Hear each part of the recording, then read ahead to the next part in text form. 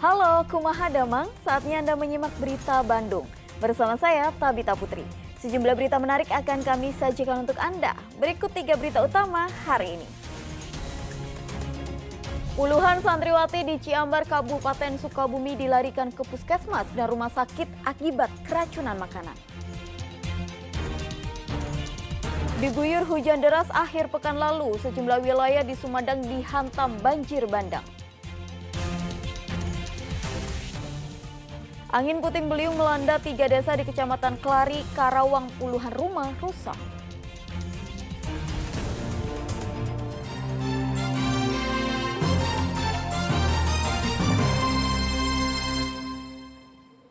Informasi pertama, 2 bangunan rumah toko ruko di Cipatat, Kabupaten Bandung Barat terbakar. Kebakaran diduga akibat korsleting listrik. Mohon segera. Si jago merah dengan cepat menghanguskan 2 unit bangunan ruko di Jalan Raya Raja Mandala, Kecamatan Cipatat, Kabupaten Bandung Barat, Sabtu pekan lalu. Angin yang cukup kencang dengan mudah menyebarkan api ke bangunan lainnya. Kebakaran ini sempat membuat warga panik karena besarnya api. Belum diketahui pasti penyebab kebakaran, namun dugaan sementara kebakaran disebabkan korsleting. Percikan api pertama kali muncul dari ruko yang menjual ponsel, kemudian membesar. Korslet dari konter sebelah sana, terus yang remet ke atas langsung. Ya tinggalnya di atas. Oh, jadi rumah Kang tersambar juga? Iya, ini kan atasnya rumah kamar, 2 rumah Pak, yang satu, yang 2. Jadi posisi kebakaran tadi Akang sempat nyelamatin barang atau memang langsung keluar? Enggak langsung keluar, pas masuk lagi udah gelap, asap udah itu semua. Udah asap. Jadi hitungan menit api udah langsung besar begitu? Iya langsung besar. Soalnya kan ya langsung besar, pas dibuka oleh kan, apinya remet ke atas. Api akhirnya berhasil padam kurang dari 1 jam setelah damkar mengerahkan 4 unit mobil. Tidak ada korban jiwa dalam kebakaran, namun kerugian yang diderita pemilik ruko mencapai ratusan juta rupiah. Muhammad Abbas melaporkan dari Kabupaten Bandung Barat. Diduga tersambar petir, 1 rumah di Jalan Siliwangi, Sukabumi terbakar. Pemadam kebakaran mengerahkan 4 unit mobil untuk menjinakkan api.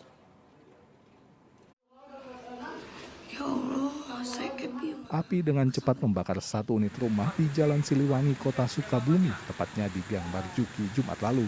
Api mudah merambat ke bangunan lain karena banyaknya material yang mudah terbakar. Diduga kebakaran disebabkan sambaran petir ke kabel listrik yang berada di atap rumah, sehingga menimbulkan percikan api dan membakar bangunan. Pertama ada petir tuh Pak ya? Ada petir tadi? Petir besar, 2,5-an lah gitu. Kurang lebih kayaknya kena listrik yang nempel ke genteng rumah saya gitu. Di situ kayaknya mulai kebakarnya. Di atas genteng itu kebetulan gudang studio saya tuh bahan yang mudah terbakar. Di situ ketahuannya mulai api gede.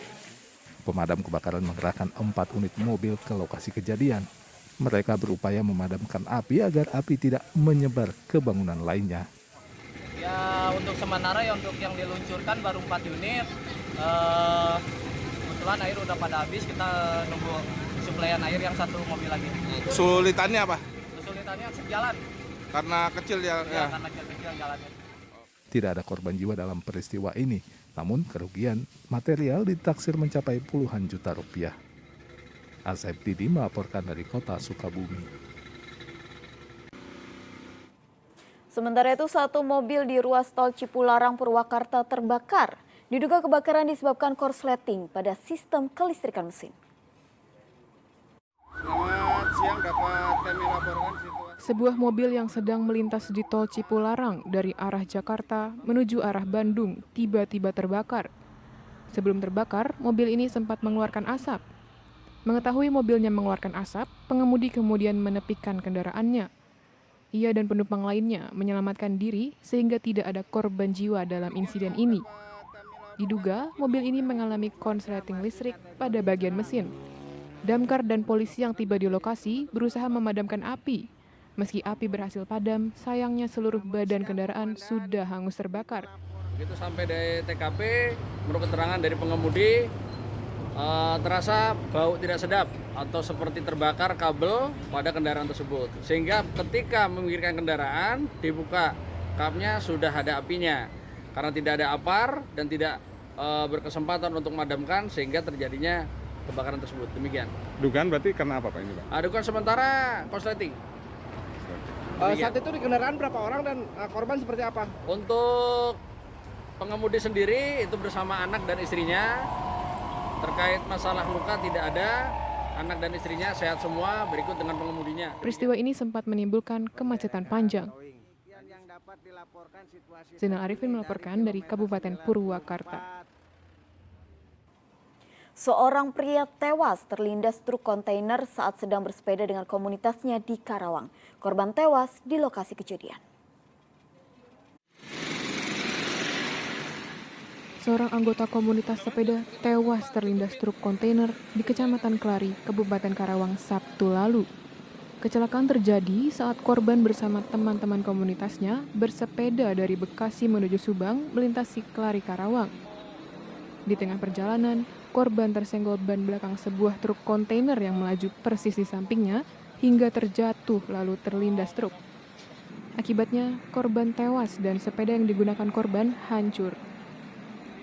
Terjadi laka lantas terhadap salah satu peserta sepeda yang mengakibatkan korban meninggal di tempat kejadian. Petugas unit laka lantas Polsek Kelari langsung melakukan olah TKP di lokasi kejadian. Jasad korban dibawa ke RSUD Karawang, sedangkan sopir truk kontainer dibawa ke Polsek Kelari. Samsun Nursa melaporkan dari Karawang. Usai menyantap makanan dari sebuah warung, puluhan santri di Ciambar, Sukabumi keracunan. Mereka mengalami gejala yang sama seperti mual, sakit perut, dan muntah-muntah. 40 santri di Ciambar, Kabupaten Sukabumi dilarikan ke puskesmas karena diduga keracunan makanan. Bahkan 17 orang diantaranya harus dirujuk ke rumah sakit Sekarwangi Cibadak karena kondisinya terus memburuk. Kejadian ini berawal saat 70 orang santri bekerja bakti Jumat pekan lalu. Saat jam makan siang, puluhan santri menyantap makanan yang dipesan dari sebuah warung. Namun sore harinya, beberapa orang santri mengalami gejala mual, sakit perut, dan muntah-muntah. Dan pada malam harinya, jumlah santri yang diduga keracunan terus meningkat hingga 40 orang. Gejalanya pertama mual, terus pusing, gejalanya seperti itu. Itu Jumat siang ya, baru ada gejalanya seperti itu Jumat siang. Terus langsung kita panggil dokter setempat datang merawat mereka semua, ada yang diinfus, ada yang segala macam. Perawatan pertama belum maghrib tadi baru banyak yang ini lagi, ada gejala-gejala lagi, akhirnya banyak yang dirawat intensif di rumah sakit. Tapi sejauh ini sih aman. Polisi tengah berfokus dalam penanganan korban, sedangkan penyebabnya masih diselidiki. Kita melakukan evakuasi langsung dari Ponpes, dari lokasi langsung ke rumah sakit Sekarwangi kita rujuk. Untuk banyaknya santriawati itu 17 orang. 17 orang. Ya. Saat ini kondisinya seperti apa, Pak? Sekarang kondisi agak membaik, langsung ditangani. 23 orang santri yang diduga keracunan makanan kini dirawat di pondok pesantren karena kondisinya berangsur membaik. Asep Didi melaporkan dari Kabupaten Sukabumi.